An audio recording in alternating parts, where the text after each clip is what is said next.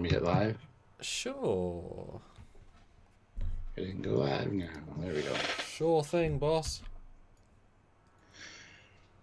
All right, there. Now we're live. Hi, guys. Hi, Long, everybody. long time no see. Haven't seen you since last year. Whoa.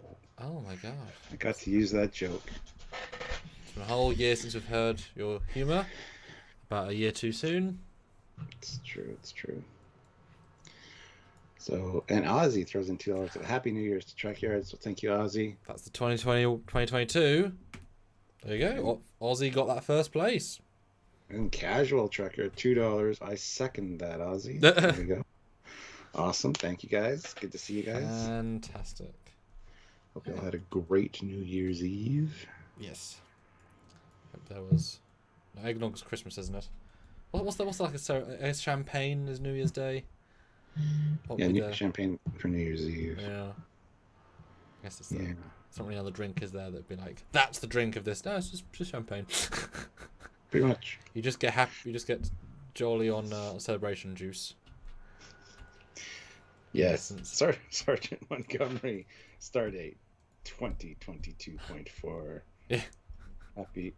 Happy birthday to Kelvin Kirk. Oh my god. Wow, the Kelvin happened today, did it? Oh goodness. You learn something new every day. You do. I wonder what George did for New Year's then. George Kirk? Yeah. Because I wonder if his resolution was not to get killed. That really effed up. Yeah, I'm gonna be there for my son. Unlike my dad, who went to the store to buy some smokes and never some came dead back. sticks. So just watched Mandalorian of the vet. You know, buy some dead sticks? No. Good fit. Yes. Hi guys, we're back, and it's time for a discussion. It is. But in the meantime, hit like. I mean, this is the first one of the year. Bring us some epic like amounts. It's free. It's easy. It's simple. We have 25 likes. I'd like to get to 50. Hit that like button, guys. There you go. Very simple first goal to get to. Nice and easy. Now, I do want to... We both said this, but did we both rewatch Calypso in preparation? I did. I did too. I didn't have subtitles because the copy I have doesn't have subtitles. That was a few years ago. Everything has changed a bit in how everyone does everything. It's really interesting to go back to kind of proto Discovery time. It's come such a long way. Yeah. No, it was an interesting rewatch. I still really like it. And I just hope they can find a way to make it work. Well, that is today's discussion with even more information, even more logical, canonical meanderings, people saying things, discussing. Meanderings is good, because that's just like kind of wandering around with your mind. Did you like my choice of the Stamets picture? He had so many good faces in that episode. It's like, I'm a science man and this is ridiculous, is what you kept thinking. Yeah. Alright, I guess I will start sharing and be back with you all in a moment. Yes, go share. Be gone. Hit that like button, guys. 53 people here, 35 likes. We can hit that 50 likes goal really easily. Everybody just hit that like button. You can also subscribe to the channel. Obviously, make sure you subscribe. Make sure you hit the bell notification icon to all. And do not forget to click that join button. Maybe you can join and help us on a monthly basis. It would be greatly, greatly appreciated if you're able to do so, as that makes a big deal to us as Trekyards. Also, it makes a big deal to YouTube as far as showing analytics of people that care about our content enough to join the channel. So if you can click that join button and just check out the different membership levels, you can help us monthly that way. Also, super chatting is great. We already got quite a few super chats in, which is awesome. I'll get to yours in a minute, Marco Van Osh, as soon as Samuel gets back. But super chatting, we do read all the super chats on the air. We do talk about them, and we definitely pride ourselves on caring about you guys enough to read your super chats. If you take the time and the effort and show your support for the channel by super chatting. We will read those on the air. Got a new on-air sign, as you can see. Lights up when I'm on air because I'm like important and stuff. Plus it really bathes the space dock in a nice glow there, so it looks good. So anyway, yes, so that's a good way to help us out, support the channel, and just share the videos, like the videos. It's all easy. It's all easy to do. It's all free, except for super chats, obviously. But you know, you can also, if you want to join and do the monthly subscription thing, you can do that, or you can also head on over to Patreon/Trekyards. That's another great way to help us on a monthly basis as well. So try that, or check in the description of each video.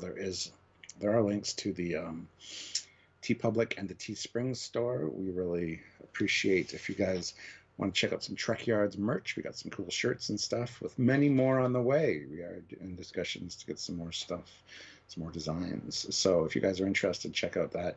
There's also links down below for Eagle Moss and things like that to save yourself some money. And, you know, Eagle Moss is a great way to show your Trekyards love as well. So if you're able to, please do so. All right. Yeah, and today we're talking about Calypso. Well, Zora, and how she ties into Calypso and now season 4 of Discovery. So spoilers, if you don't want to be spoiled or haven't heard, this will be spoiler filled. So be prepared, everybody. Samuel's back. So now Hello. I can read Marco Van Oschen's €5 super chat. So thank you so much. Thank you. Happy New Year, everyone, with hopefully a lot of good Star Trek and definitely a lot of good Trekyards. Yeah, we're going back into Prodigy this week.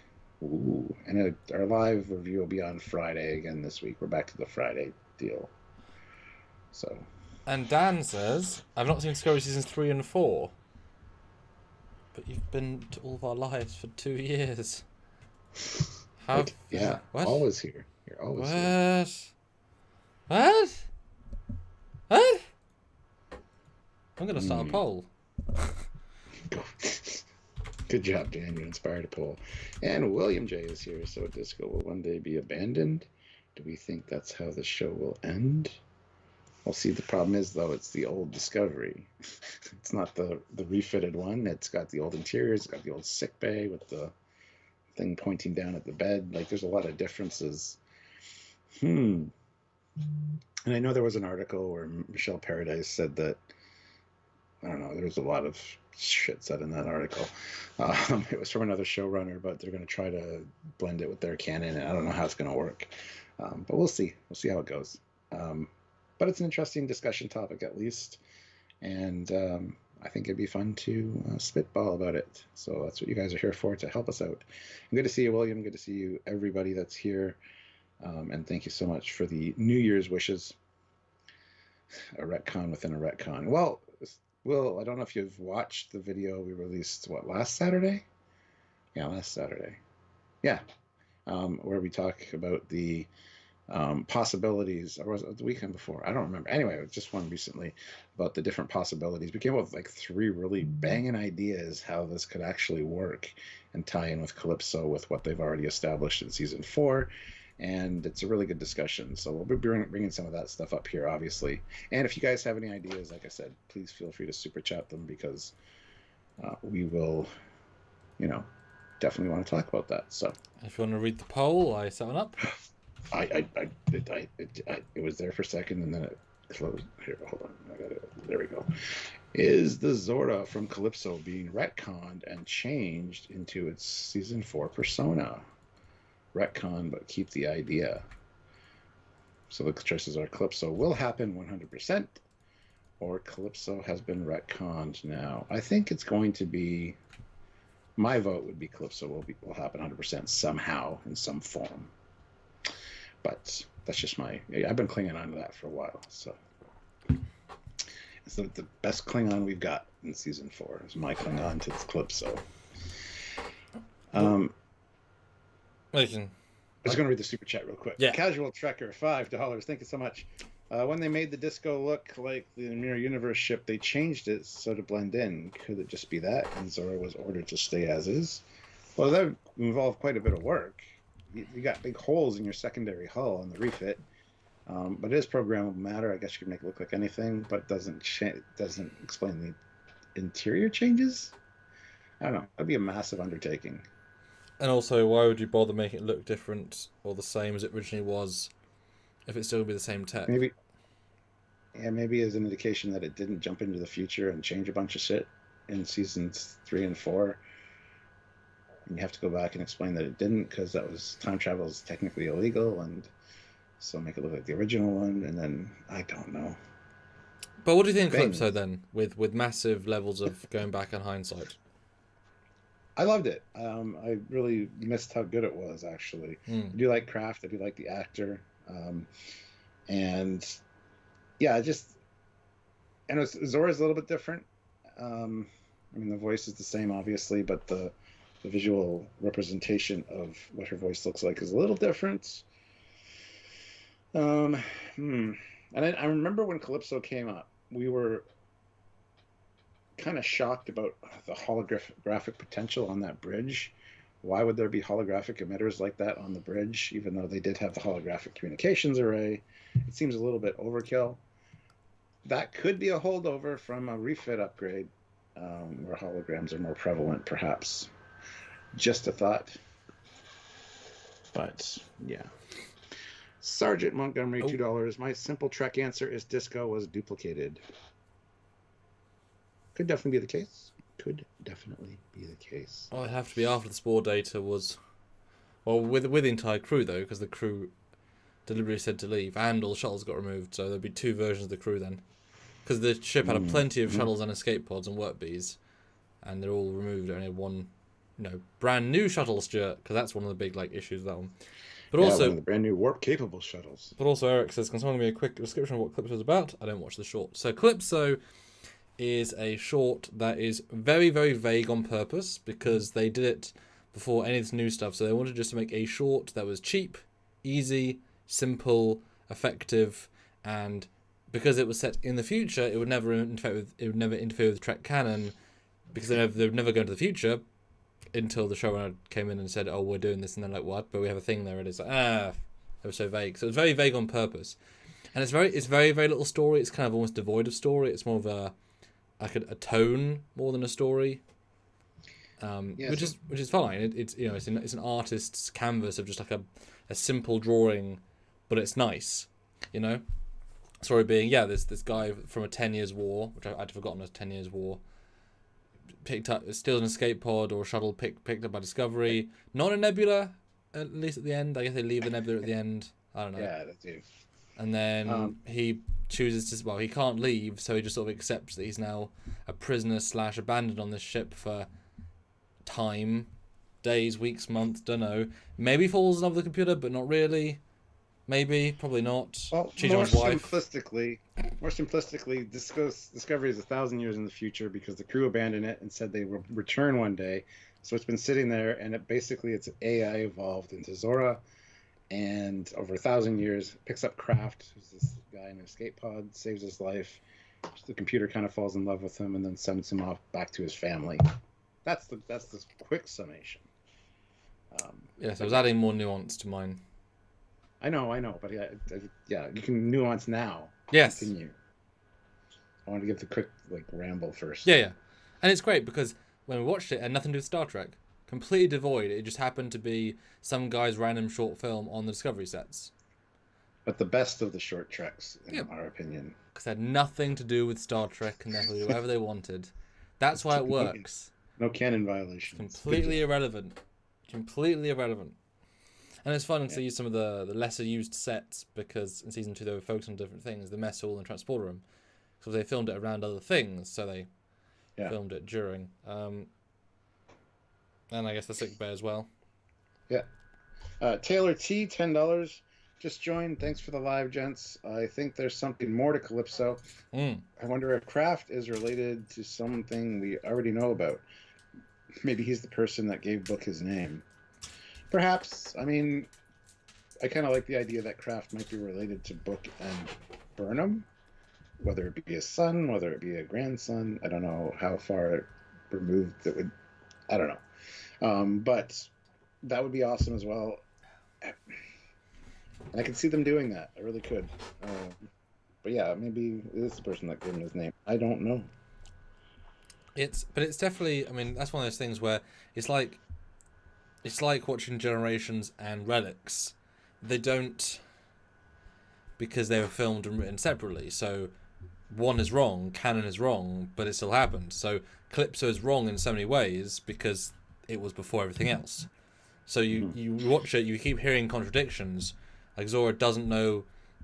Before you move on, though, you should make a clarification as to your Generations and Relics. Sorry, thing, yes. People don't know. Okay, fair enough. So in TNG was filmed first, obviously because Generations destroyed the D. Scotty came back, James Doohan. He filmed a great episode called Relics where he's beamed from the Janolan. He says, I wish Kirk had saved me. Pull the Enterprise out of mothballs for exactly, and they hadn't done Kirk, so it was just nice to have a reference for him.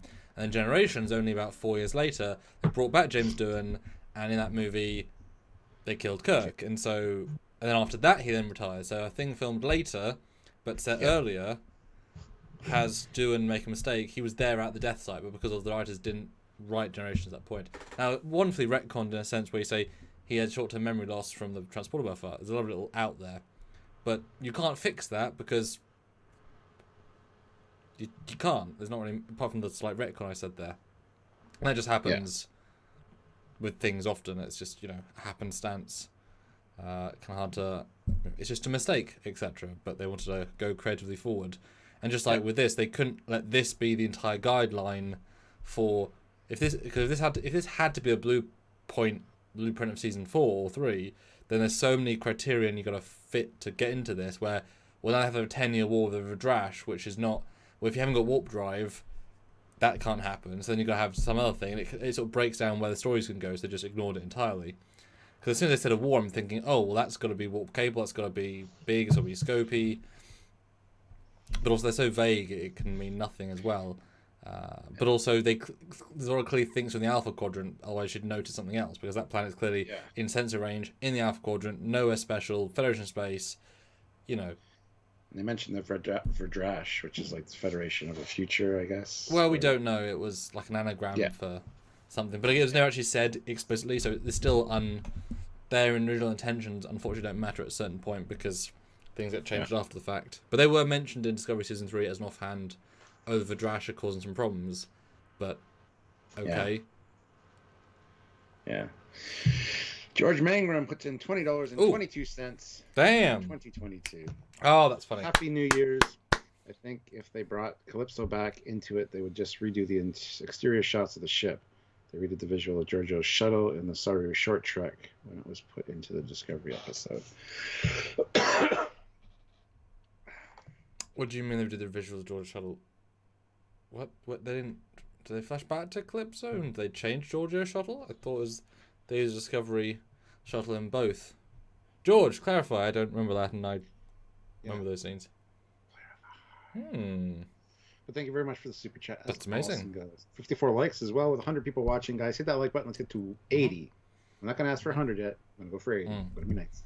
So what grabbed you then? This time round?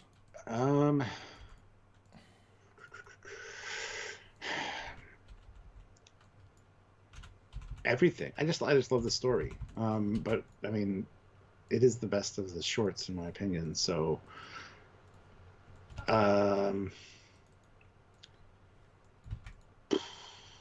yeah. The thing that really threw me, honestly, though, is it cleared something up kind of, because I remember watching it the first time. He gets tractor beamed in via the phasable turrets. Yeah. Yes. Yeah. There aren't tractor beams in the phasable turrets. We do see a shuttle get tractor beamed in season 1, where it gets tractor beamed from the front and it gets pushed to the back of the ship, and then the back tractor beams lock onto it and pull it into the shuttle bay, which is very cool. So yeah, they can get in the shuttle bay fine. That escape pod, no problem. Now, does he get beamed directly from the escape pod to sick bay? Yes. Or does she tractor him into the... I guess. Okay. Well, there's the well, answer. They do have dots in this version. I was gonna say maybe the dots dragged him into the sick bay because we just assumed he was transported in, but I don't know. It's never explained. So I was thinking maybe the dots now that we, in retrospect, could have dragged him in there, but they had to like phase her into the cockpit and break him out. Well, you would think this is an escape pod. They wouldn't be that hard to get. They'd be hard to get into, etc. No, other than that, I mean, it's a good story. It's well told. I just wish there was some kind of answers, because originally the ship's in a nebula. Yes. Which, it's like, okay, that'll hide you, and then at the end, it's not in a nebula. Nope. Even though her orders were to stay put and not move. Because she said, you'd be able to make it to this planet, no problem. She's like, well, my orders are just stay and wait for the crew. He's like, well, your captain's been dead for 1,000 years. But she won't disobey the order, which I think is neat, because that could tie in with what we talked about, where now that she's a member of Starfleet, it could be a test. It could literally be a test, a computer simulation of sorts, to see how well she'll follow orders. It could be like her version of the Kobayashi Maru. And that could take on any form of the ship that they programmed in, make her think that she evolved this intelligence over 1,000 years, and she was ordered by the captain on some kind of weird circumstance to stay put, see what she does, whether she'd actually obey a direct order. That would be interesting. And that's kind of the scenario you came up with when we talked about it before, was that it could be all a simulation to test how well she would obey an order. And I think that's great. Because there's definitely ways of actually truly retconning it, which are smarter, rather than taking it as literal. And I just said to you that, okay, so imagine this, guys, that we are actually in the 32nd century, say it's season 5, right? Happy Day season 5, whatever. And Zora needs to be reset for some reason, or at least in some way. Something went wrong. She agrees to have a certain level of needs to reset. Something went wrong. Maybe even like a virus corrupted, like a villain virus corrupted her and just be kind of reset. But you can't really undo the consciousness of it. You can just sort of change how they got to a certain point. And so they duplicate. They build a new discovery, original design. Because they can do that, it's fine. They move the Zora into that, but she's put herself in like a coma of less intelligence, whatever, and then programs it with the knowledge. Oh, you never came from the future. You're from the past, because you said the idea of having this 1,000 years only works if the star's in a different place, and so by saying you came from that year, and then suddenly waking up, oh yes, it's been 1,000 years. I can see that it is, because look, the stardate matches. It must, there's all the proof you need. You can't change the universe around you, and boom, and then Zora's in that for say 2 weeks, just sort of thinking and recompositing and thinking, and then Kraft is just some Starfleet officer, and so we might see them randomly in season 4, just in the background, or just walk in. Not called Kraft, obviously. He's had a memory, rewipe, rejigger. They set up a situation. They come in, and it's a test to see, well, has her compassion evolved, how is she different, and then she passes the test by the end, and then we'll get this great moment of they refilm parts of Calypso with a bit of the extra context, like there's a subspace bubble around it, so as soon as Kraft warps out, drops that warp again, just turns, and there's Discovery A watching, there's a big bubble, and there's Discovery Classic. It's like, I was literally 5 minutes away the whole time, and then Burnham's like, Kraft beam to the, it becomes this whole thing, and so you just shift it into another story. And it's all a test for Zora, and it completely erodes it, but also allows you the entire story, because then it kind of also explains why they're so focused on each other and why she falls for him, because it's all part of a semi-thought program, and because they both had memory wipes, it's still real, it's still organic, it's still whatever. Yeah, that's kind of how I would play it. It's a creative, it's a total retcon, but also it lets you completely have it unchanged, which is super useful. I think that's great, but I think Sergeant Montgomery just solved it with a $2 super chat and says maybe Calypso was just a dream Zora had. They've already established she can dream. Yeah. Because, she's got a dream center, essentially. Yeah. And do AIs dream? Only if they're programmed to, but this one's not an AI, it's a life form. That would make the most amount of sense, and it'd be perfect. I like it. It's solved. I mean, it does sort of devalue the situation a bit, obviously. It's then a case of, it was all a dream. Yeah, I know, but then it makes sense, right? Well,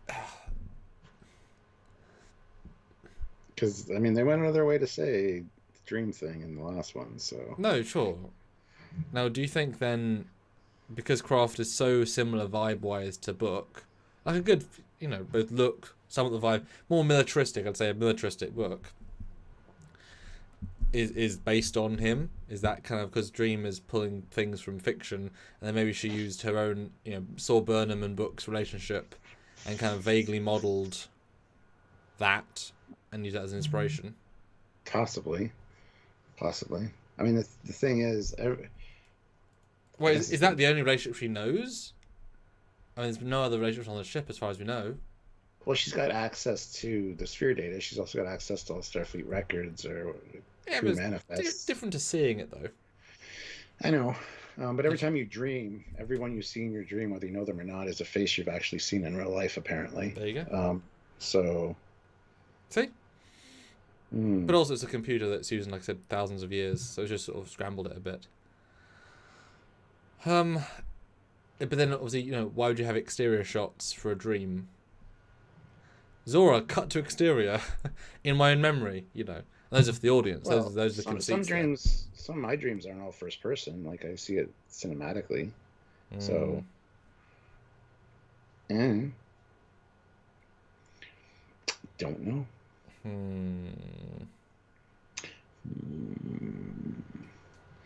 But yeah, I mean, I like the simulation idea. I like the testing because we established last episode that yes, she's going to be joining Starfleet as a specialist. And what does that entail? Like, just taking an oath, or is there training involved? Oh, interesting. Is there? Because she's got to. They even said there would be punishments, discipline. Which how do you discipline the ship if I don't know, like I want to know what the Starfleet training for a life form ship is. Don't do it. That's the training. Wow. Yeah. Like that's the training. Like you'd never do it. It's just illogical. Yeah. But I do. Yeah, that's actually another interesting idea. Yeah, so not so much a test, but as Troy did a training exercise. It's a training exercise to see. Would Zora follow orders that she doesn't understand? Stay here. Yeah. Would you love all orders? That's a hell of a thing. That's often a question. Choosing orders is quite brave of her. Well, that's like that thing I kind of found odd in this, given how wanting to have her own personality Zora is. I was kind of surprised when she was like, "No, I can't leave. I promised my crew. They ordered me to stay." I'm thinking you don't necessarily follow orders all the time. I thought that was less. But unless there's a reason. Well, again, it's a retcon, isn't it? So that was never the intention. Mm-hmm. But that's interesting, yeah. Just the same as the training protocol. Carlos A. Smith says she will work within the command structure of the ship. She is the ship, so essentially she's a tool. So she's the lowest. She's the lowest rank, even under like ensign or cadet in that case, because. Just do what anyone tells her at any particular station. Well, she can't really work as a within the command structure because then she gets promoted and then gets order ensigns round. You can't do that. She's a specialist. She's not a rank. She's a specialist. Specialist. Like Sarek is kind of a specialist when he comes in essence. Yeah. Like he can kind of give you order recommendations, but also you can tell Sarek get to your crew quarters and then he'll have to do it. So it's variable. Yeah. But yes, listen to orders is I think what you mean. Yeah. Not a banned account, $2. We know the Q Continuum isn't responsible. We don't know that, but I don't know if he's referring to a Major Grin video that showed all of the things that the Q are responsible for, and it makes them writers look a bit dumb. They probably didn't rewatch any of the stuff with the Q before that, because boy, they were wrong with their dialogue choice. And Vance looks so bored when saying it, and it's like, oh, but no, you're so wrong. Oh dear. Casual Trekker throws in another $5. So thank you so much. Thank you. The dream is about Zora and her personality rather than the stuff around her. It doesn't devalue anything. It makes her more human, like Data strive to be. Yeah. If it's a dream. I mean, that's, but then you also watch it and think it's, it's, I don't know, it's tricky. We have 88 people watching, 75 likes. We're still not at our 80 likes goal, guys. Hit that like button. I now want to get past 80. I want to get to 200, and I think that's very doable. But yeah, it's the computer core on the lower decks. But definitely the impetus in the story is that it's an evolved computer via natural means. Yeah. And it's weird because the Michelle Paradise article says that's going to be 1,000 years beyond where we are right now. That doesn't make any sense because that's another 1,000 years tacked on top of it, and still the old design. And she's already established as a life form now. Yep, which is why I said this live, because one information, it's like it's exactly the same thing feeling as when they said in season 2, we've got to stop the control AI from becoming sentient, despite it clearly being sentient already enough without the sphere data. It's a redundant concept when this thing's already sentient and done. You finished the concept before you even started the concept. So just like this, Zora doesn't need 1,000 years to discover what love is, given that she clearly already loves the crew and is already now an affirmed life form. If the 32nd century boffin says life form, this thing's a life form, which makes the entire 1,000 years a non-relevant. Unless when they find out who species 10C is, unknown species 10C, and it is intelligent machines, let's say they wipe Zora's consciousness or attack Zora in some way that takes away her sentience. Sacrifices herself. It's still sort of there, but it needs time to grow. Then that would make sense. But then also, then you got the same problems you have with the other one. Is just the exterior of the ship. Unless they and the tech. Unless the species 10C uses the programmable matter to regress her as far as technology goes as well. Like, I don't know. It could be the case. I mean, we don't know who 10C is. We've speculated they might be intelligent machines, and that's one of the reasons, or life forms that are machines, possibly the same ones that rebuilt Voyager 6 or Voyager 6 into Voyager. And if they're that advanced, who knows what they could do, especially with this new life form that's now like them, but, they're way more advanced than it. Well, and sphere data is always the MacGuffin. Yeah. But let's read what Michelle did say. Yeah. And they're not obligated to fix this stuff. They're not, and especially since if they delay long enough, she'll leave a showrunner that's not her job anymore. So she could quite easily pawn it off on someone else, saying, "Oh yeah, and by season 7 we'll deal with it." When are you leaving? Season 4 or season 6? It's like, oh, okay. So the next schlub has to do it. Okay, so let's see. So as Kurtzman said, Kurtzman first, who was there at the time, he said, "We definitely knew that we wanted to connect Calypso to Discovery, and obviously we did because we did it in Calypso. Calypso ends with a big open mystery, which is how did this voice end up on the ship, and why is the ship empty? So we have a lot of answers here. We love connecting Discovery to the short treks. Well, you don't. I mean, you built them with a few connective tissues at the time. I wouldn't say that's a bit of an exaggeration. But before you continue there, Car Shep says maybe the sphere data came from 10C. Maybe the sphere data is like an information package that was sent by this unknown species. It evolves Zora. It's like their way of first contact. We've seen that in TNG before, where like with Barclay, where he gets super smart so that they can bring the ship to them instead of them going there. Maybe that's the case here. They evolve Zora. She's going to help them get to the people that, I don't know. That could be the case too. It could definitely be like a MacGuffin sent by a species 10C. The whole sphere data thing. Several thousand years ago. Yeah. It happened to be the thing that let them save the galaxy twice. And they know it got intercepted by somebody, but after 1,000 years, they still haven't heard anything. So now 1,000 years later, they're probing into our galaxy to see if they can find where it went. And they don't know that Discovery jumped 1,000 years in the future. That's why Zora is now. She should have advanced a lot quicker if she didn't jump 1,000 years in the future. So they're 1,000 years later. They're like, wait a minute, that sphere we sent out got picked up, but it didn't evolve. There must be something. We're going to look for it. That's what's causing the DMA, and it's just ironic that it's the same time period that Discovery jumped to, unless they detected it. Now they detect Zora in the future, and they're trying to communicate with her in some way. Damn.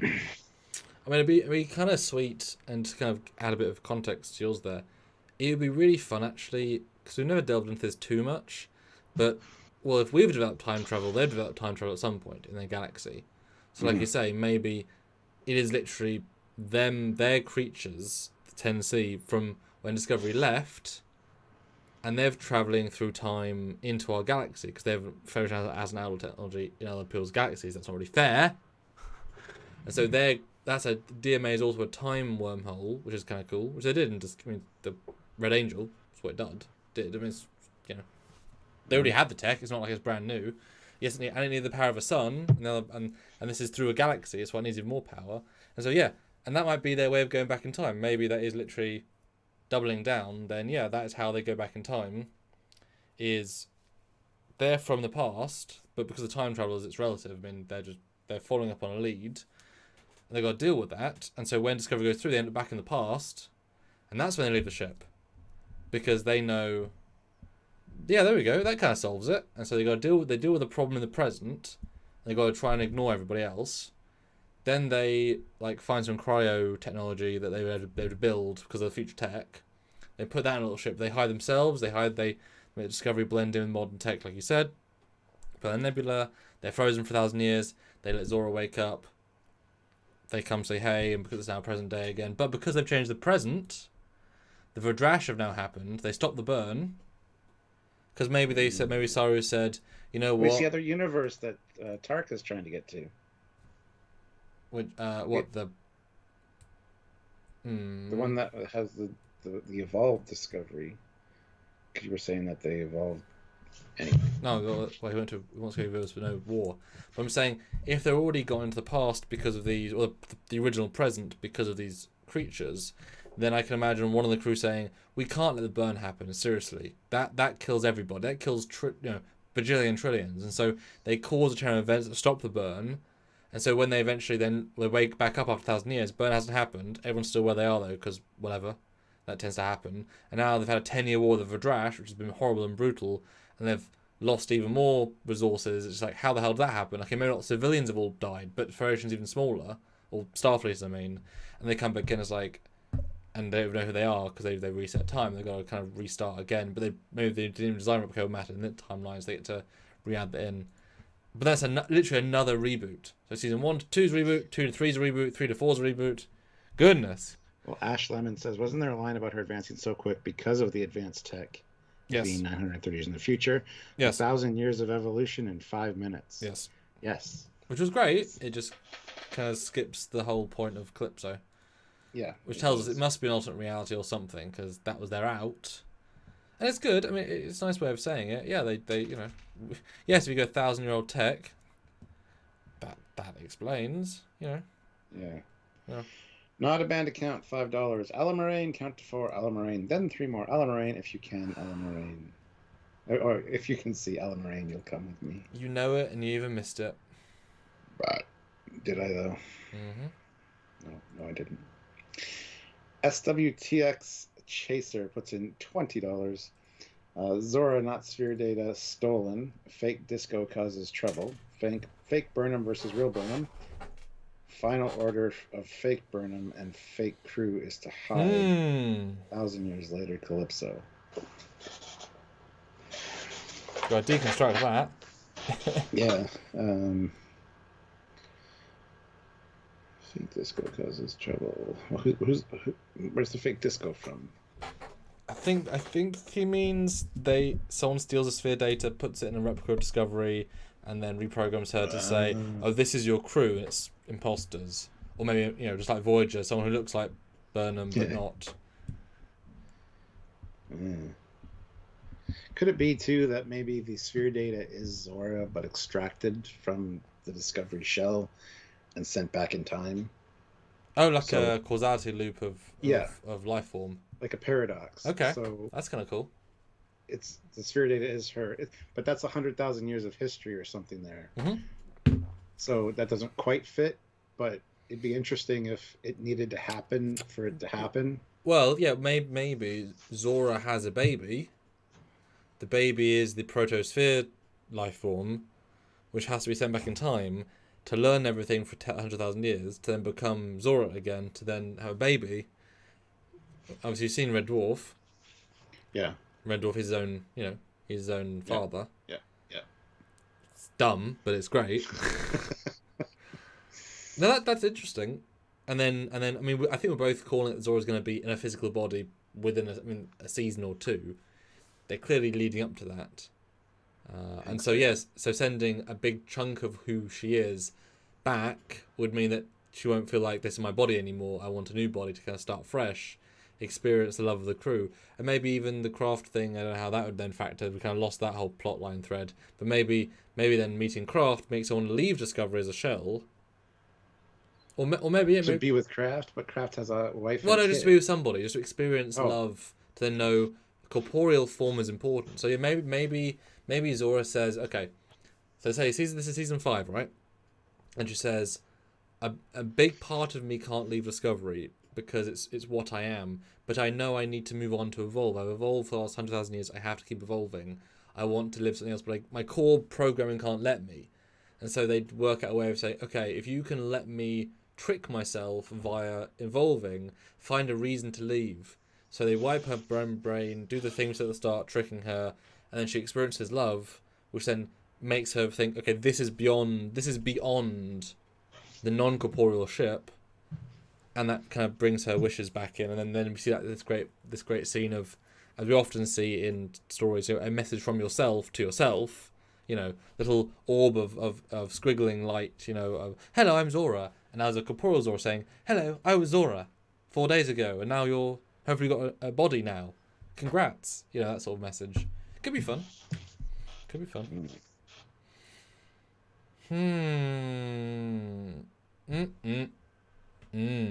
Yeah, I think we both agree that Zora's going to get a body soon. So it's so clearly set up. It was set up here, yeah. Like, can we extract her? Yes. Can we get her a new body? Any form she chooses? Yes. Mm-hmm. Moving on. Mm-hmm. Yep. But and then the line. Well, I'm as connected to my body as you are to yours, but that might have to change because of 10C. Who knows what they're capable of, and who knows what happens.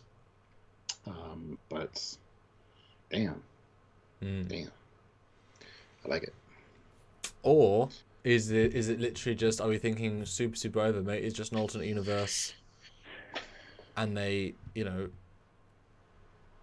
they have to call through to it. It has to come through. It has to come back, and then you have two Zoras. Evolved naturally or evolved via advanced technology. Whatever. Maybe this Zora's too unstable, but what's the chicken thing where you organically farmed? What's that called? Free range. Yeah, free range Zora, and you have battery made Zora. Different approaches, and one's a more.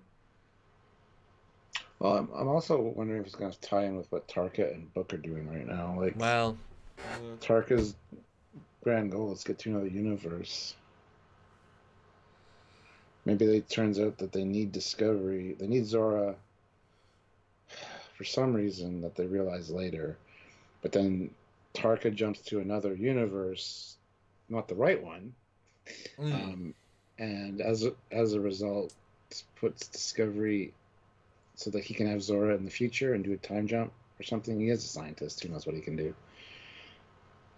I don't know. We're making it complicated.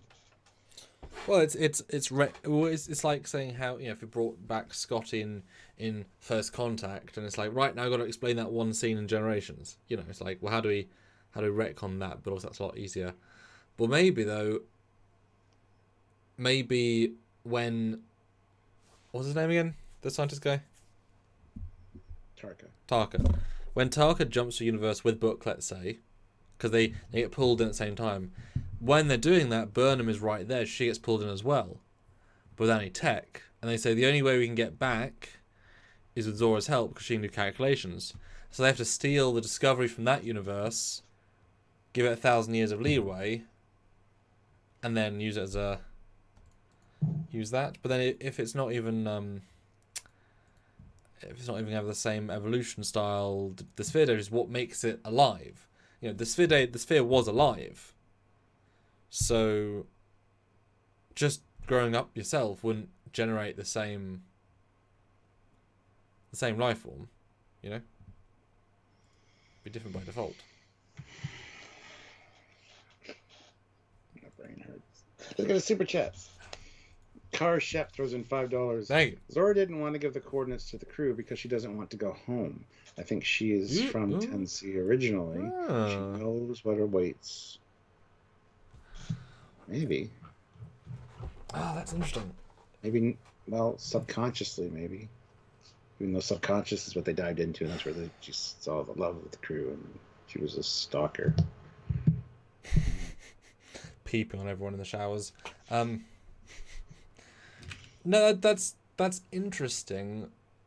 The subtext within the subtext. Maybe just like with Odo, who is sent out deliberately to explore, like you said, and this is a great supposition. If the Sphere was sent out to explore by 10C, and now because of the interaction with Discovery Tech, which was never meant to be what was going to happen, it kind of got fused into the same thing. So now it can fight its own programming. Because, like I said, the sphere was alive. That was the whole point. It was living, breathing, whatever. Or not breathing, but... And so, yeah, it tries to not give information. But you'd think they would detect some level of duplicity from all the scans, etc. There's a whole point that she was being honest, she was being clear, she was being real. So take that away from that scene. Knows. It's easy to be honest if you don't know any different and you think you're being honest. But how do you hide it from yourself if you can scan the entity's entire memory and find the secret, the first secret thing that you didn't know about? It's a failsafe that was put in there so that she wouldn't find it right away. But then the whole point was never to put her in a ship. So, boy, they're thinking ahead, these alien people. Well, Clara Shep says, how else does Zora know there was trouble with those coordinates? Because she even says, as for a species as advanced to make this DMA, you guys will be in danger if you go. If it is an attack. That's what she says, because they're so far advanced, so they would have to be advanced. So she's just concerned about that. So she doesn't necessarily know that there's going to be danger. She just doesn't want the crew getting hurt in case they are more advanced and it is an actual attack. Yeah, it's like if you sent a bomb through a door, you'd assume this might be someone nasty on the other side. I mean, it was pure supposition. Yeah. Mm-hmm. Sean O'Sullivan, €2. Thank you. 2 Zoras like Ronnie in Andromeda already been done. Well, that's I hadn't even considered that. Yeah. There's also Dan's Stargate Atlantis reference. They did an episode with the second Elizabeth. You find out it's the first time they went to the city. Everybody drowned. Great. It was a puddle jumper with a time traveling device. That was a fantastic episode. Yes. Before I sleep. Yeah. Real hard hitting one. Mm. No, and actually that's an interesting idea, having a cake and eat it too. Zora can do a body and because that would be actually, I hadn't considered that as a way out, but that means yes, you could have then Zora say in season 5, "Hey, Captain, yes, Zora, I've been talking to Director Man Kovic. There you go. Hello, Captain, I'm talking to Dr. Kovic, and he says it'd be possible for me to have a body and live in the ship's computer. Yes, Zora? Yes. Wireless. Via Bluetooth, Captain. Bluetooth? Yes. Ancient Earth technology. Shit, Zora. That seems far-fetched, man. But my nacelles are not attached. They also operate via Bluetooth. Oh, that's how that works. All right, that makes sense now. Simple Bluetooth. But then why are we giving the ship AI a storyline? Who the hell cares? It's been done in Trek. It's also like, where'd you go with it? The ship can think for itself. Okay. Great. The show isn't known for developing side characters. Why the hell would it develop the ship? You know what I mean? Like, well, Yeah. already obviously he's always had more than Bryce. And she's a non-corporeal voice. I mean, she got an entire short film to herself. Did Bryce? No. No, he did not. Yeah, those Trek shorts need to come back, and they need to focus on those side characters. It'd be such an easy way of making fans happy. Or, like, proving that they really, really care. Because they're not busy. None of them busy on set. They've all got a free 2 days to shoot a short. All of them. But seriously, can you... I know obviously the COVID restrictions, etc. But can you imagine being these actors and saying, we got a bit more in season 3, there's so much we're going to get in season 4. Oh, we're not in 5 episodes of the 10. Huh. They lowered us... Aroshikam, I don't know what her name is. You know, how do they lower our screen time? I don't know, but they managed it. Oh, God, man, it'd be so disappointing as an actor. Unless they're they're busy with other things. Oh my goodness. 2 more likes, guys. We have 104 watching, 98 likes. Come on, we can have 100 likes. Hit that like button. Casual Trekker throws in a $10 super chat, so thank you so much. Those help. Universe 1, they hide the ship to stop control. Universe 2, they go ahead 930 years. Zora develops differently due to events. Scientist guy goes to Universe 1, where he finds Zora waiting for her crew. I like it. I like it a lot. That's pretty interesting. Because yes, we know is that... Although, in fairness, it wasn't Universe 1, Universe 2, because the mum changed time like a billion times. And they always went wrong. So, if anything, it's like a branch of thousands of choices, and they just happen to end on one. That's really interesting, though. Mm-hmm. This is the Zora from the original timeline. I like it. Oh, the Vadrash fought Control for 10 years. Well, fought him and Vadrash. Interesting. Not a band account, $2. Thanks. Explanation. Wibbly wobbly, timey-wimey stuff. Oh. The most overused tropey wordage. Yes. Matt Boardman, $5. Thank you so much, Matt. You guys may have talked about this earlier, but I'm still confused how the sphere data went from the dots to the ship and when that happened. During the upgrade, I'm sure. I don't know. Oh yeah, just wireless, Bluetooth, like I said. Well, the dots were just a backup, although you could possibly buy that the dots had enough storage for all of the sphere data. That said, the Angel Suit did have the storage for all the sphere data, so I mean, God, yeah, unlimited storage. So why wouldn't the dots want unlimited storage? Tom Wood says, "I love Trekyards for caring about the series, even though its creators do not." Oh, well, they care. Just they used to be not. Well, the thing is, but this is all about the problems of the previous showrunners, right? It's not so much like they're being very consistent now. If this was redone now, it'd be great, probably. But now it's tricky with. Yes.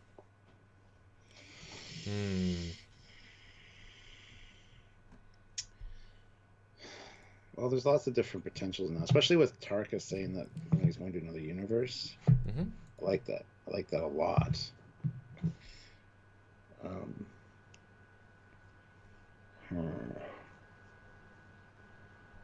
don't know. If you guys haven't gone and watched Calypso, I suggest going back and rewatching it. It is definitely, even if you're not a fan of Discovery, I think it's a really good standalone piece.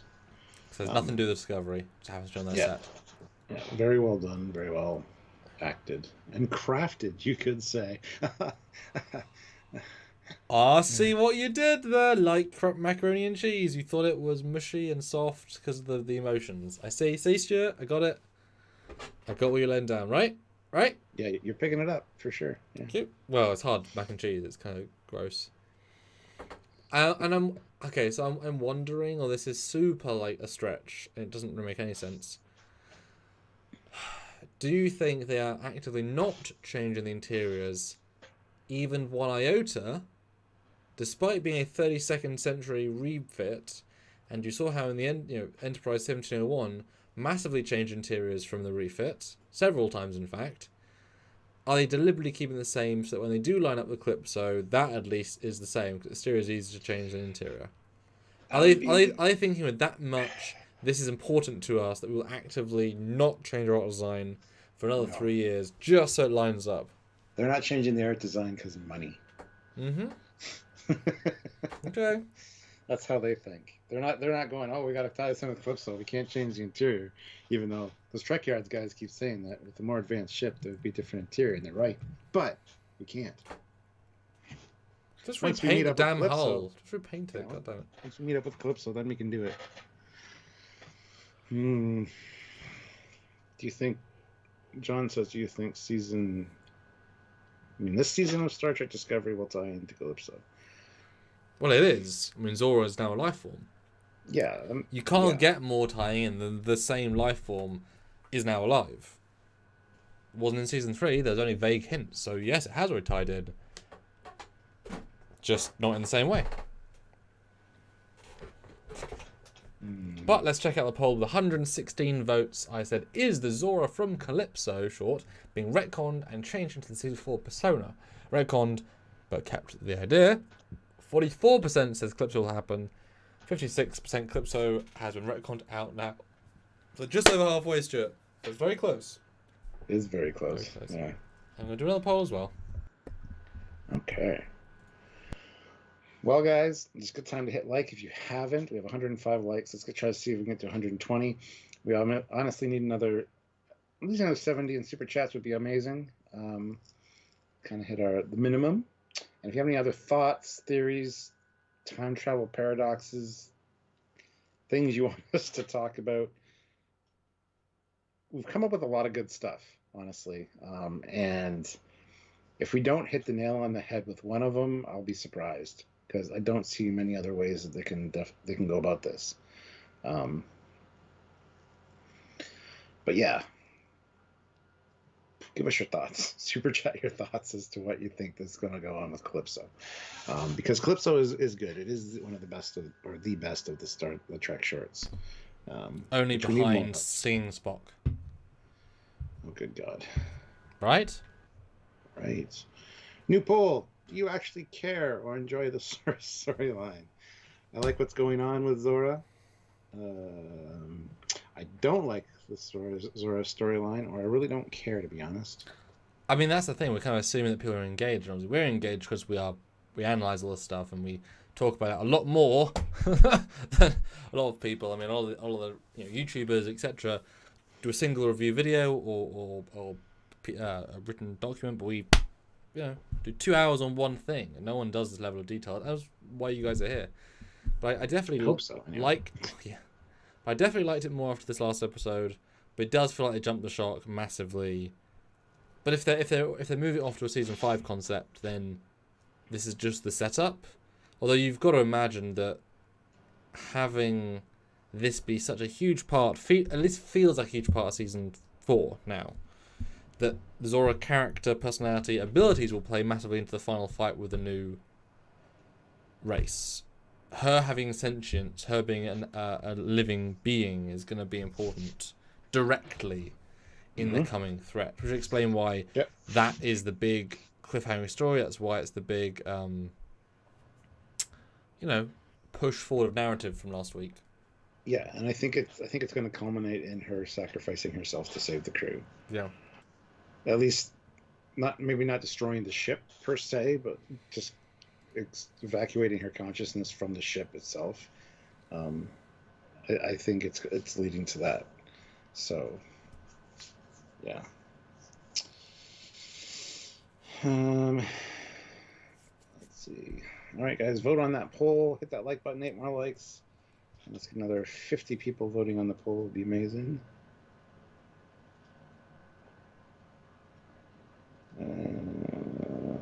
John says, do you think the conspiracy aliens are involved somehow in the DMA?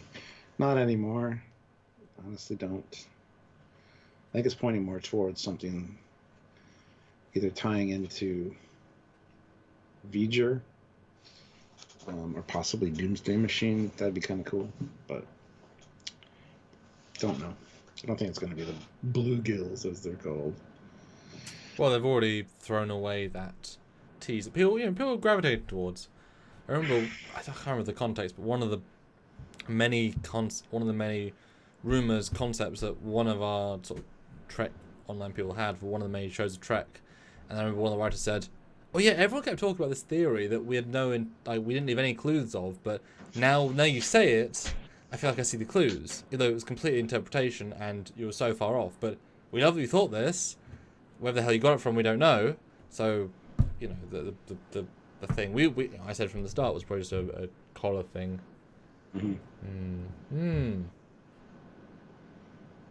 Well, we gotta always assume that they're trying to trick us because we're pretty smart. We're a pretty smart audience generally.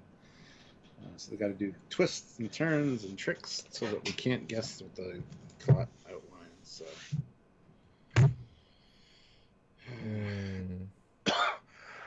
It also was weird, to watch the Calypso and see the fact that Craft could touch the hologram Zora, which isn't how those work. Like, you can't do that. But then it would look more advanced and just be a normal, wouldn't look like a hologram. Like 1,000 years of holodeck technology is just a room. There's no reason for it to be as whatever. And why they're still using 1,000 replicators also look more advanced than modern day replicators to some extent. And why does Discovery one look more advanced than the Picard one? The actual 3D printer. Yeah. Because, Picard was lazy? Let's not get started on that. Yeah. General Grievous. General Grievous, $5. Do I care? It's complicated. I watch Disco. I find your show better. I don't care that they constantly jump sharks with little or no payoff and reset. She just like watching us stress our brains trying to figure things out. I get it. That's fun. I'm glad you guys like it. It's like I like watching Red Letter Media because I think of different ideas. I don't always agree with them, but they come up with some good stuff. So I always like when I agree with Mike because he thinks more than Jay does about bigger things. Jay's like the smaller films, so it's like when I agree with Mike, it's like haha, because he has other opinions. There's Rich Evans who doesn't know what the fuck he's talking about half the time, unless it's Batman, which he won the quiz. Oh my god, I can't even do that. Still, my voice is not bad. Yes. Masturbating a droid. Speaking of, did you watch the new Matrix yet? Not yet. Go see it. Yes, dear. We can talk about it. At least you and me. Have you seen the new Spider-Man yet? Yes. Oh, okay, good. Because Marie was here and I was like, I can't let you leave without watching it because I have to watch it with you and I can't not watch it for the next 3 weeks. I'm like, we're seeing it tomorrow. We're seeing it. The doctor says, I'm still thinking that the synth space butthole aliens from Picard will be the DMA source. So there's your tie-in.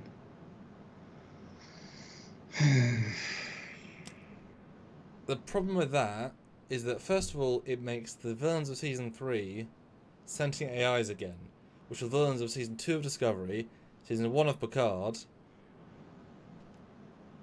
Like, okay. They're also 1,000 years more advanced. They could cross a galactic space with a little portal. Why the hell do they have to send a giant planet-sized or moon-sized ball that opens a wormhole that they don't even come through for weeks? They're already more advanced than that, and they've got 1,000 more years. They should already be there. So they're obviously not as advanced as them, because they've already had the ability to get there instantly when summoned. So it doesn't... And it's just, that'd be boring as hell. Wow, what do we find? Tentacle monsters, a sentient AI. For a third time. Yeah. John says, why do you think the DMA is created by alien race who created V'ger or a Doomsday device?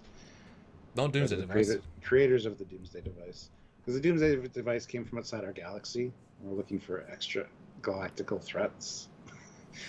As for V'ger, it went through a wormhole, found a planet of sentient machines. Well, the planet of sentient machines found it and rebuilt it and sent it on its way back. So that would be a cool tie-in. I've said that because the sense of the lever technology kind of feels Vija-esque. Yeah. It was massive in its scope of its cloud, generated from a single point, exactly like the DMA. Clearly had massive power source inside it because it could hold literal planets in a buffer, disintegrate planets and not destroy them, keep them, and that's surely takes more power than destroying them. Exactly. Yeah. It also wanted to evolve into greater life form, etc. But that's because it took information. And yeah, like I said, a wormhole. There's no reason to think it didn't. It could have gone out of our galaxy, and then the Vija managed to zone back in. Yeah, it's just an interesting tie-in. And obviously, 1,000 years in the future means you do whatever you want with the creatures, and it would not be too annoying. Fleetpaw, who's been a member for 22 months at the rank of captain, and Christ. you are also moderators. Says, I like the storyline, but we've been let down before. I tend to be cautiously optimistic when it comes to Disco, hoping for the best. Well, I've never once heard the phrase cautiously optimistic. Yeah, it's not like, on this channel. It's not like we coined it. No, very, very true. And we don't even know the twist yet. When we go through the anomaly, when we get the next stage, that or when this is all the setup half. When we get any sense of that, it'll start to, the roller coaster will go on its tracks properly. So yeah, wait and see then. Matt Deckard puts in $2. Thank you. Good to see you, Matt. Found this in my wallet and thought of you. Aw, thanks. What does a super chat look like in a wallet? I'd be interested to see. Please send me a picture of the front and the back of your super chat. General Grievous puts in $2. Maybe the true villains are Disco's sentient writers. Yes. General Grievous, $2. Why doesn't Sam's mind go to tentacle monsters? Or where does Sam's man go to? Sorry, I don't know why I said doesn't. Where does Sam's man go? Someone else brought it up, so I was just responding. You guys love your tentacle squids. Not me. Sam is currently deleting his browser history as we speak. I've just got a button for that. It takes 1 second. Okay.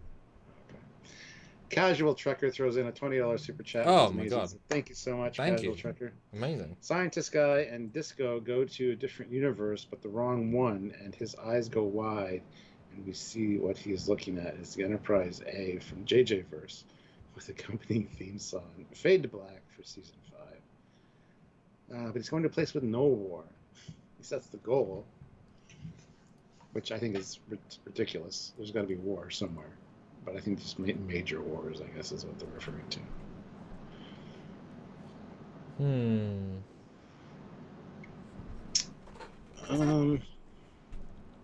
I don't know. I mean, Kelvin's already been established to exist in Discovery, so... Yeah, I mean, it'd be fun to have a Kelvin alternate universe. Yeah. Maybe the Kelvin mirror is actually good. Everyone's so shitty in the Kelvin universe that it's actually a positive universe. Oh,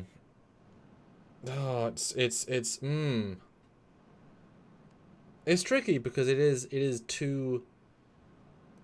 two people hitting brick walls from different sides of the breach trying to make this thing connect. And it's a showrunner that's been given this thing that's so nebulous you can kind of skip it, but you can't lose it because it is Discovery.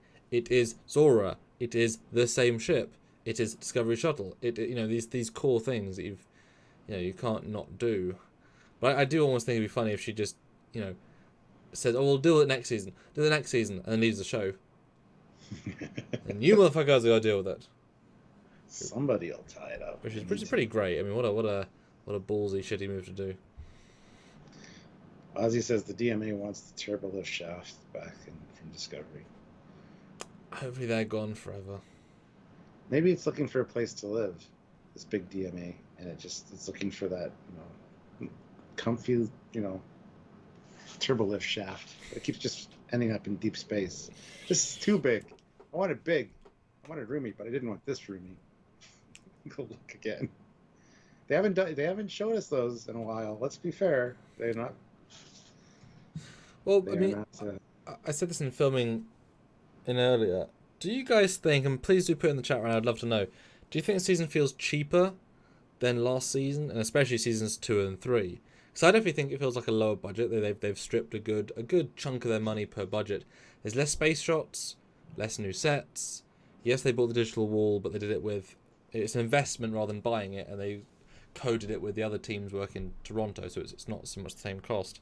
They don't not building almost any new sets really. LED wall kind of covers that, and even the redresses we're seeing are piss poor because they don't spend the money on them. Obviously, new costumes for all, but would you guys think I definitely think it's at least like a fifth cheaper per episode, if not more, unless the cast have asked for more money, and then although that also might explain why they didn't, because every time we don't bring the actors in, maybe they said, okay, we're not going to bring in the secondary cast at all this week because we'll save 1.6 million, or like we'll save $400,000 by doing that to put it towards other things, rather than having them in for saying yes sir, just don't cut to the bridge, then you cut all their salaries.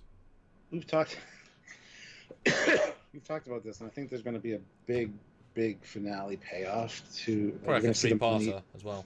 But you're going to see the money dumped into. It's going to be some excellent visuals, especially if it is like sentient machines or something at the end of this whole thing. I think you're going to see something really fantastic at the end, which I'm fine with, honestly. Oh yeah, that's absolutely fine. But I definitely think if they've stripped some money out, because I said to you earlier, there are 5 Trek shows in the pipeline, and Discovery is not the pioneering show. It's not the one that everyone talks about. It's not the one everyone loves.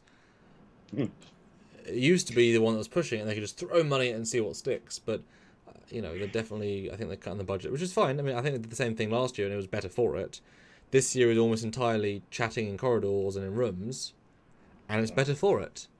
But obviously, with COVID being, it takes you double as long to shoot, with people and resources and cleaning supplies, like they've probably spent, like even if it's the same budget, they're spending millions on COVID resources, which pulls away from the main budget. Maybe CBS said, well, we're not gonna give you more money. We're gonna cut your budget this year, but by doing so, they're losing like 10% of the budget just from COVID resources. Yeah. And Sergeant Montgomery says plus only 11 episodes. I don't know what I know why. On IMDb it says there's only 11 episodes this season, but they've said there's going to be 13. They've said 13, yeah. Yeah. So I'm pretty sure there's going to be 13, which is still not great, but yeah.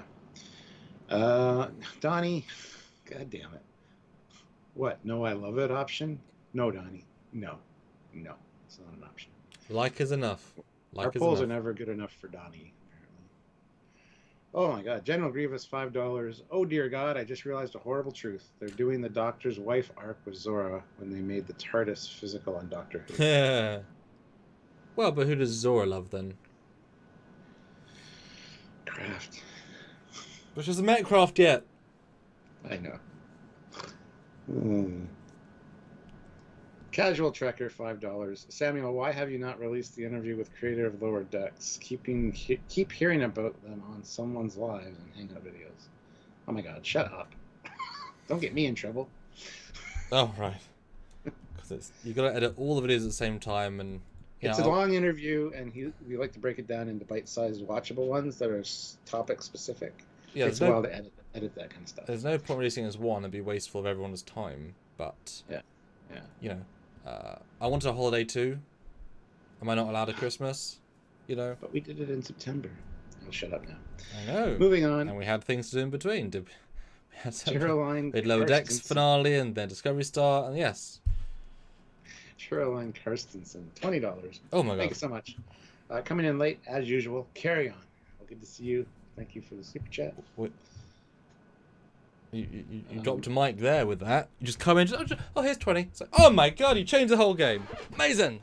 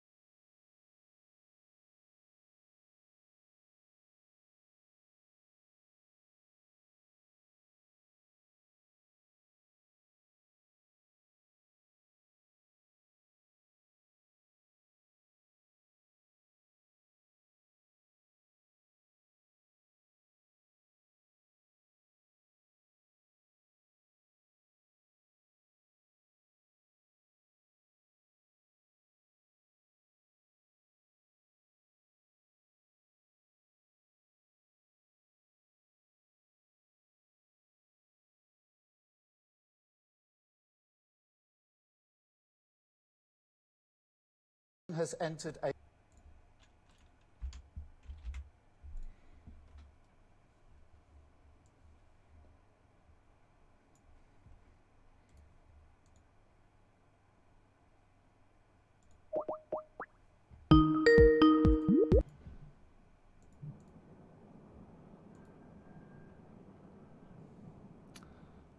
Well, these mics aren't new. Oh, can you guys hear us now? Oh, they hear us. Yay. Good. Right. These mics are, what, like 4 years old? 3 years old? All the connections, and they're used daily. Easily 4, maybe 5 even.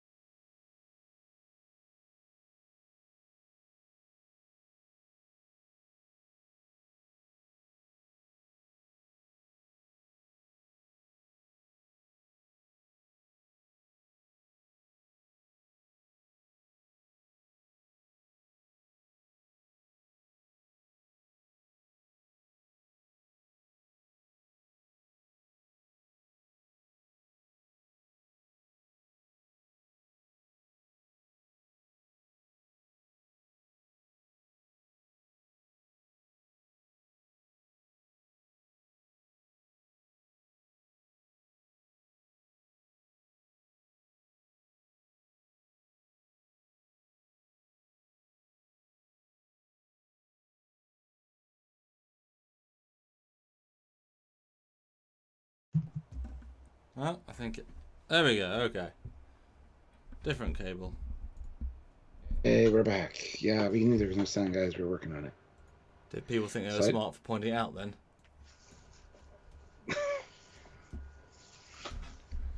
Okay, so I guess it's the cable that I haven't changed in.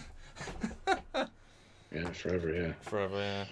All right, well, Gotta have a new one. I read that designer guy. Yeah, no kidding. Designer guy's $5 super chat, but I don't think you guys heard me. I said, I've seen a lot of random flames and sparks, but not enough rocks when the ship gets damaged. They're cheaping out on the bridge rocks. They're not rocks. I don't know how many times we should make a video specifically about that. Let's talk about the space rocks. Yeah. Anyway, moving on. Oliver Lavery Frog throws in £5. Thank you. Building on the casual trekker. Sounds really dirty. Don't do that. Do you think that the universe line is setting up an MCU-style multiverse, splitting up shows to appease the fans? Yes, I believe they are. I believe they've already kind of established that. They mentioned the Kelvin timeline, the mirror universe. In parallels, we know there's multiple other ones, as you see them all pop up. They're out there. So I think they are doing that, actually, because that would solve a lot of the problems that fans have been having. Just got to do it properly, and don't call it a multiverse. Yeah, it doesn't excite me, really. These other universes are always so separate and so altered. You know, oh, this is a one-off fun thing. You know, they haven't even gone back to the Kelvin timeline in like 7 years, so it's not as if, you know, it's bristling with possibilities. I don't know. I don't know. I think it would solve a lot of problems and you know, make things a lot better for a lot of fans.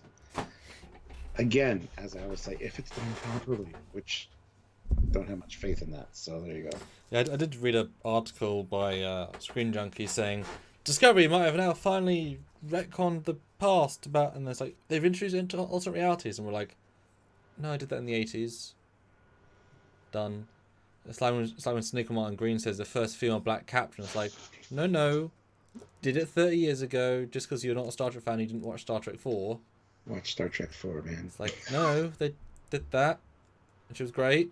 And, like, you can only be the first once. Like, say first main black character woman captain, fine, but you know, silly when they don't know, when they piping with something they just don't know.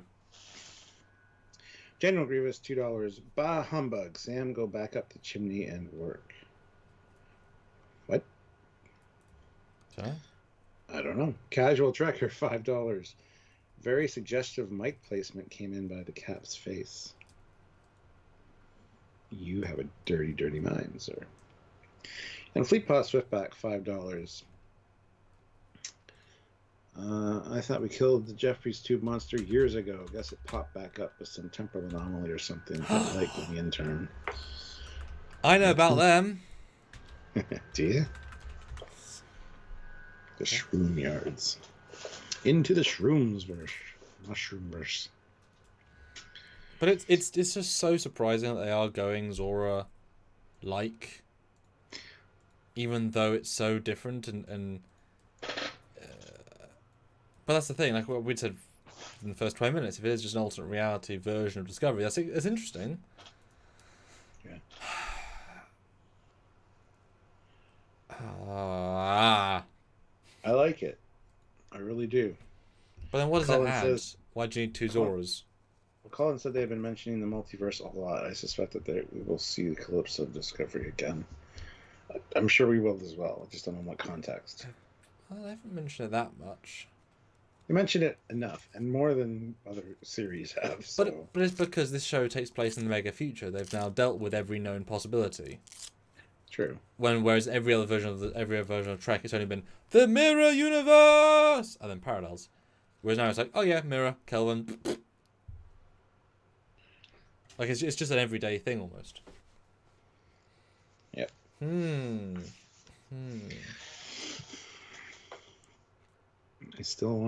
I can't wait for the day where they're like, hey, we were never in the Prime Unit timeline at all. No shit. Yeah, they just phase in. It's Picard timeline. They're like, wow, the signature is different here. What do they call it? They call it the quantum signature. Exactly. I was like, oh, it wasn't Prime the whole time. Yeah. It's obvious. We've been saying that since day one. So. This is the thing. This is just like with Doctor Who. Any current showrunner can retcon out any part of any history and say fuck you to whoever likes their history. So if Michelle wants to come in and say, oh, we're gonna actively slowly retcon our timeline because I don't like what Brian did, and make it fun and clever, and then we do literally whatever we want. Do it. Do it. Mm-hmm. Yeah, I agree. I mean, maybe even this is not Zora directly, but maybe this Discovery universe is a result of time manipulation, which it was for Michael Burnham's mum, but other bigger things. Maybe the DMA is just a way of another alien race forcing itself into this closed universe, so they can communicate and say, "Hey guys, something." They have to push so drastically through into this universe. Yeah. General Grievous says it's like when casual fans who never saw a Trek at all through Burnham was the first female captain in Trek, or that Daisy Ridley was the first female lead in Star Wars Space Bombs. Yeah. Yep. Because neither of us put as much stock on that. You are who you are. Yes. And feed me Seymour. That's not how timelines work. He's saying that the first contact going back changes things. That's fine, but then he says that that means that season 2 of Voyager was set in the Prime season. Season 3 was in the new timeline, which was created by the NX-01. It's not how timelines work. At all. No, that wouldn't be that. Voyager's is completely unchanged. It's in the Prime timeline. Yeah. Well, Star Trek's always been more about having one concurrent timeline of reality. It isn't about having... That's why they fixed the timeline. Because also, remember, you've got the Federation time cops who are actively change, kind of like Loki. They're trying to one universe, give... yeah, maybe. well, yes, sure. But like Loki, they're trying to actively have one universe. And that's all good. You know, they're trying to... Which is why it's a standard they haven't done anything else since. And Scanman says, question, why the month-long break for the show? Just because they've introduced mid-season breaks this year. Because they got a few Trek shows on, they don't want them overlapping. And probably to, honestly, to get shit done. Because they might have not had everything finished. And I know you disagree, Feed Me Seymour, that doesn't mean you're right, just because you don't agree with somebody. We might not be right, but that's just our thoughts, so. Well, Feed Me Seymour ends with lots of timelines. I mean, you get split constantly, depends when you go from. Every decision is a new one. Yeah, if you're going by that logic, if the next one does change the past, then... Well, the Sphere Builder's going back. I mean, the Xindi never attacked in Season 3. So that's a new timeline. The next one changes it, the Sphere Builders change it. Like, you know, it bounces around. We sort of take that as read, but that was a full change of timeline. Which might be a sign that the time cops are deleted, because why didn't they stop the Xindi? Wouldn't be that hard.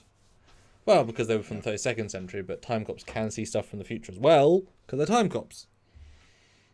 Futures come from their future as well, or problems. If they're only fixing problems from the past, then they've got to actively not stop threats in the future. That means if a... Well, that which doesn't work, obviously, because we had that completely contravenes that, because the threat from Captain Braxton was from him in the future. So they can stop future threats because future Braxton came back into the past to stop it. So of course they can stop stuff from the future as well. Casual Trekker, $5. Star Trek First Contact, Enterprise, Disco, Strange New Worlds, Picard in this timeline could explain the absence of Data's daughter. Wow, and Picard, he never went to the conference thing. Yeah, I don't think Picard's in the prime timeline either, so... Well, not when all the holograms are exactly like Discovery holograms. Yeah. Which tech hasn't improved. And when Mars got attacked, there were Discovery ships in the shipyards. There was. Not real ships, so... Yep. Very strange.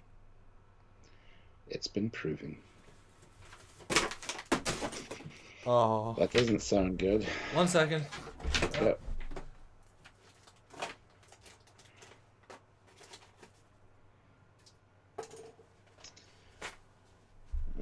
Time is Ripple where certain factors still happen, but may happen different and will happen, hence why Kelvin Enterprise was launched early and April never served on it. But in Discovery, Robert April is mentioned. Yes, Robert April is mentioned in Discovery. But just because the Enterprise was launched early didn't mean that it wasn't a refit or a... Okay.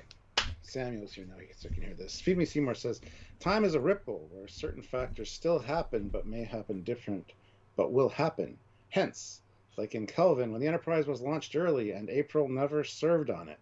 There's no proof that Captain April didn't serve on the Enterprise before Pike. It's got refitted to like its production era Kelvin form when Pike got command of it. And he says, but in Discovery, Robert April is mentioned. Yes. It doesn't say that he was a captain of the Enterprise, though, in Discovery. He could have been a captain of another ship. And that was that list of captains pissed me off. Discovery a longer one, explanation not on my show. theory, but this chat has a limit on how much I can type. That's fine. And Dan, the next theory is... There are lots of theories. And Dan says the NX Enterprise was never pictured in the motion picture on the wall of ships. Got Enterprise, yes, it wasn't Starfleet ship, it wasn't Federation, it was Starfleet. So they didn't include it for some reason. Well, I do think they should change that in remastered. The 4K, they should totally go and fix that, because why not? Since they're same team that did the NXL one, I mean, Mojo's doing it as well, so like have the 3D model, the NXL one, they could do art and put it in, which would be quite cute. They should also remaster all the TNG then to have it on the wall. It's an important ship in the Enterprise lineage, I'm just saying. Yeah, Picard might have been let... Oh, but it's... The sailing ship wasn't part of Federation. Neither was Mm-hmm. the aircraft carrier or the shuttle, but they're on the wall. You know why? Because they were important. The first ship to go out and explore with the Warp 5 ship should have been on the wall. Yeah, I'd be fine with it not being on the Enterprise D's wall because that's kind of a choice. Maybe Picard doesn't even like the next one that much. I mean, we aren't interested in real spaceflight. Something that goes so far back and it's like my dad's a Roman historian. Doesn't like medieval people. Doesn't like medieval era that much. Maybe these are all custom. That didn't come with the Galaxy class. That was custom. So maybe he said, you know what, I want everything from the Connie onwards. Yeah. There was no Phoenix or anything, was there? Or was there? No, was there Phoenix later? Well, there was a gold Phoenix at some point. Was that one that? I think that was added into first, like the Enterprise E. No, it was I'm thinking of Into Darkness. Phoenix was in that one. The lineup. It wasn't gold, but it was. Yeah, that doesn't count though. No, but that's what I was thinking of. A visual of it being whatever. Yeah. What was the thing about the Kelvin? Yeah. Well, we don't know the Enterprise was new when it was launched. We know it's been built. Or fixed. It went from the cage version to this version. They took the spikes off, put new cells on. Well, we see it being built when Kirk's a teenager. You don't, though. Well, okay. You mean when he's on his motorcycle? He's not a teenager. That's his age, like a couple years before he gets captain. Well, yeah, that's true. And okay, yeah, it is very new. That was incredibly fucking stupid to have it built in a cornfield in Iowa. Well, no, the best shipyard in the quadrant is a field in Iowa. Christ. Yeah, well. Remember, guys, JJ didn't put much thought in. Kirsten not much thought in. The third guy's name didn't put much thought in. Yeah, smart movies. And yes, Dan, you are right. In Into Darkness, there is a deleted scene in Marcus's office that shows a Constitution class. Yes, indeed. Wish they would have kept it in. Because it's an actual Constitution class. Well, before close. Upgrade. Wasn't perfect, but it would have asked. No, it was fucking close enough. Well, they would have asked more questions because there was never an early Connie. It was needed. Yeah, because why would? Because then you're saying that because the Connie is older than Connie's not older than Kirk, but Connie's older than where he was in the timeline. So if there was never, an original Connie made in the Kelvin before we could see. No, but it could have been like the one they were going to put in production, and then they got the whole, we need to upgrade these to be twice the size, so let's change it. And Marcus is like, yeah, I like that design though. Can I have that in my office?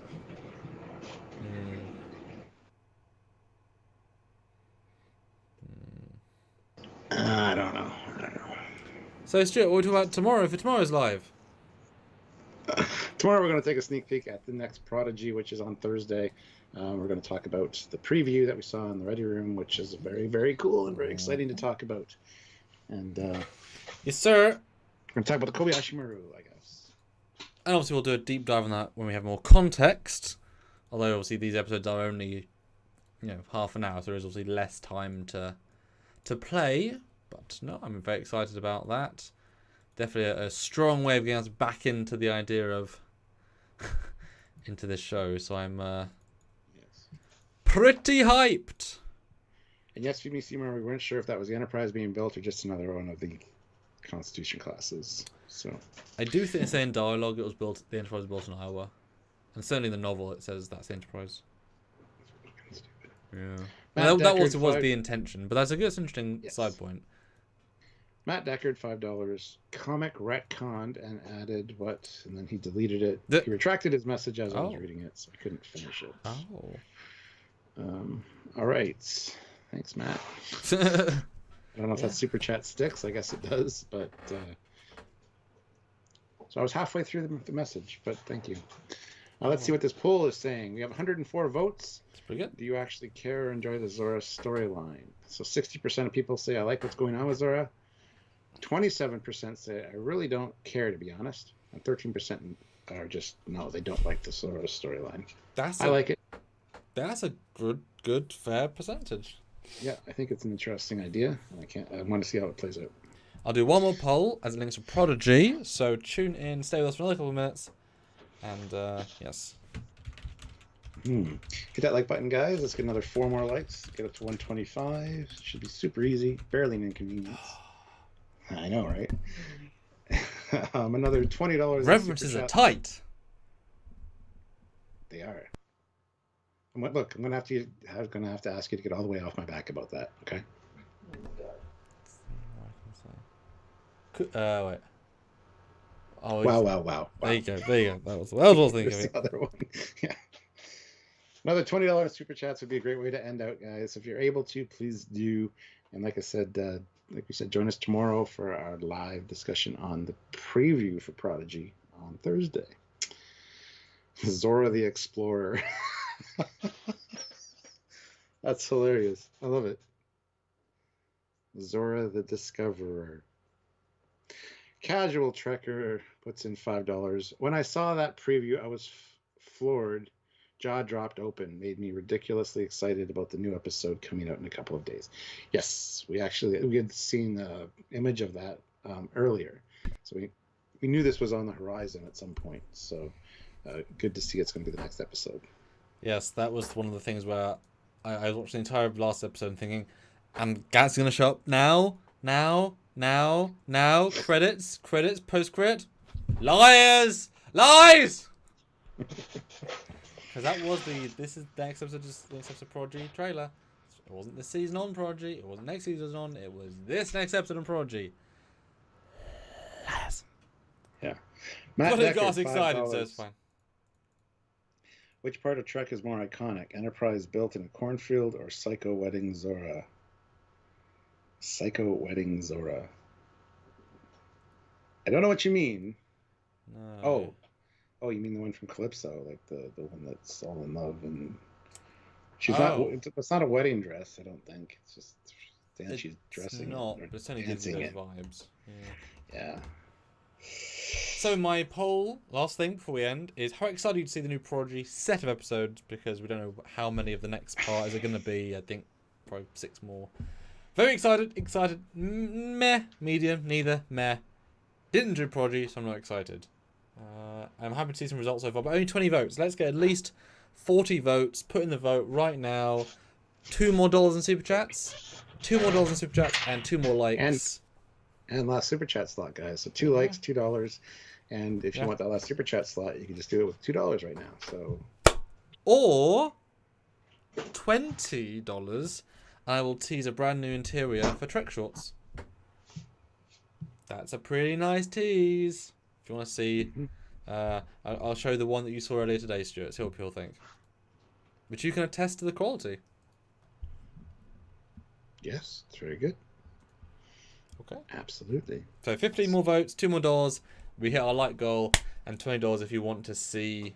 We got the like goal already. A Trek short environment, which I've been working on hard. I've got lots of things in the pipeline, as you guys are going to see pretty darn soon. I want to show off the pretty things because it takes so much work. There's so many things. Yeah. 10 more votes, guys. 10 more votes in the poll. Vote now. Vote now. Yeah. Nice super chat slots there, guys. Who wants it? Right now, Matt Deckard has it. And I know Matt Deckard does not deserve the last super chat slot. So, goodness. Who wants to snipe him with $2? Dun, dun, dun. Who has that? John says, when do you think Robert Beltran will be in Star Trek Prodigy? We're hoping to on Thursday. The sooner the better. But we're not sure. So. It's definitely the question, isn't it? I would say another 3. Let them set up their... Another 3 episodes? Yeah, let them set up the next set first.